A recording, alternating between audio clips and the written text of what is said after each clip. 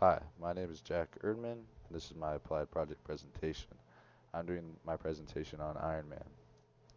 So, who is Iron Man? The person behind Iron Man is Tony Stark, a billionaire engineer, CEO of Stark Industries, which is a weapons manufacturing company.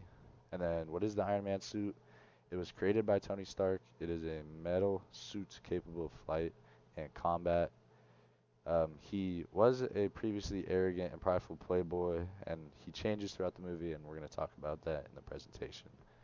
And through Tony Stark's journey to become the Iron Man, the grand questions, what is the role of technology in life, as well as where does morality derive from, will be answered. And so, the hero's journey. In Campbell's book, The Hero with a Thousand Faces, Campbell describes the monomyth, which is commonalities among many different stories across the world that share the same pattern or formula in creating a hero's adventure. And in the movie The Iron Man, it follows the same pattern when we follow Tony Stark's journey.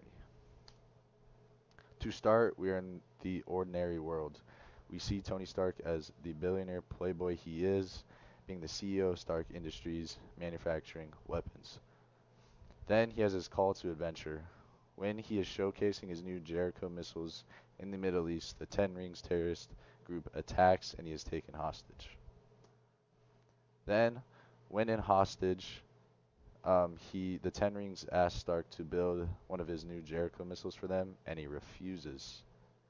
And in the first attack, he is hit by a grenade, and then he meets his mentor because his mentor Jensen created an electromagnet to keep the shrapnel from reaching his heart, and they start the creation of the first Iron Man suit in that bottom right picture.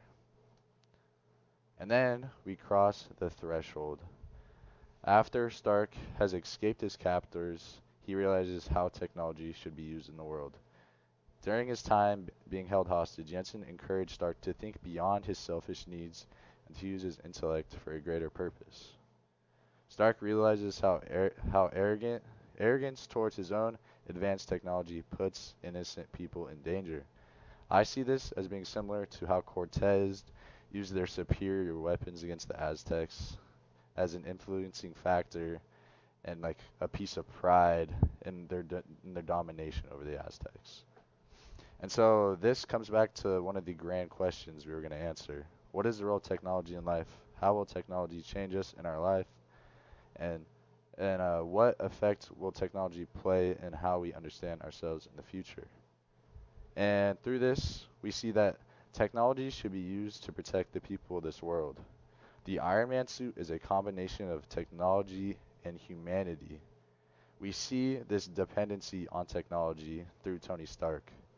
He is hooked up. His heart is an arc reactor, and we see that in the future we will start to depend on technology to live our lives.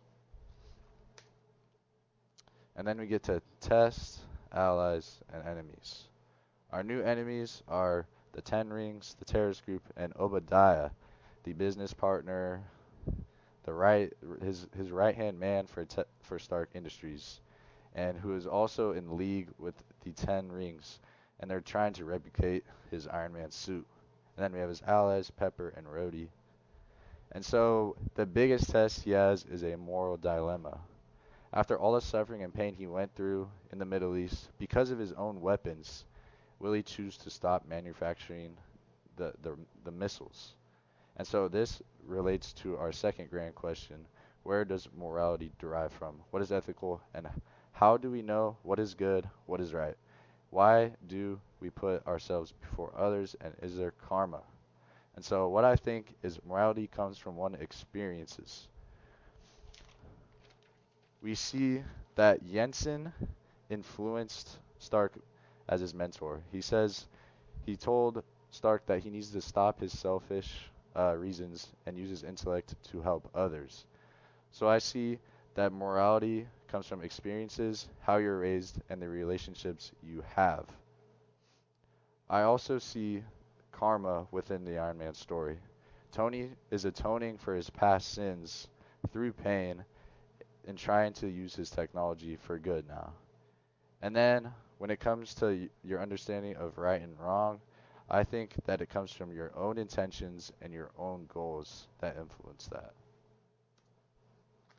Onto the approach, we see that Iron Man now creates the Iron Man Suit 2.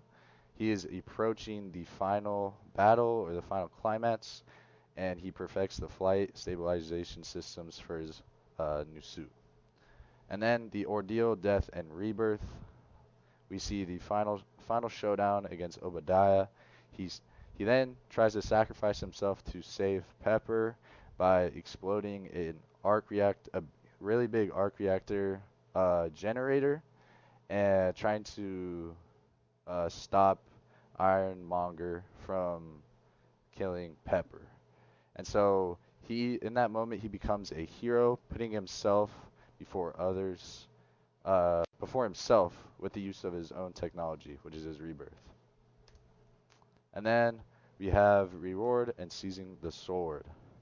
Um, After he took down Ironmonger, he took full control of Stark Industries, and he realized he can change the world with his intellect through heroic means. And then we have the road back. He returns to his old life as CEO, but it is hard. The press and government are pressuring Stark on the identity of Iron Man. Then we have this clip. I am Iron Man.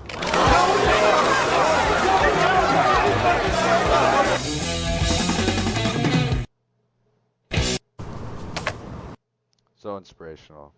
And then we have the resurrection. Stark reveals himself as the Iron Man to the world, accepting his new identity of being a hero, getting rid of his playboy past, and accepts his new responsibility of protecting the world through his technology. Then we have Return with Elixir. Tony ends the journey with wisdom on the future of his path, becoming a person that is not driven by profit anymore, but one that is a hero for everyone. And this is my citations. Thank you.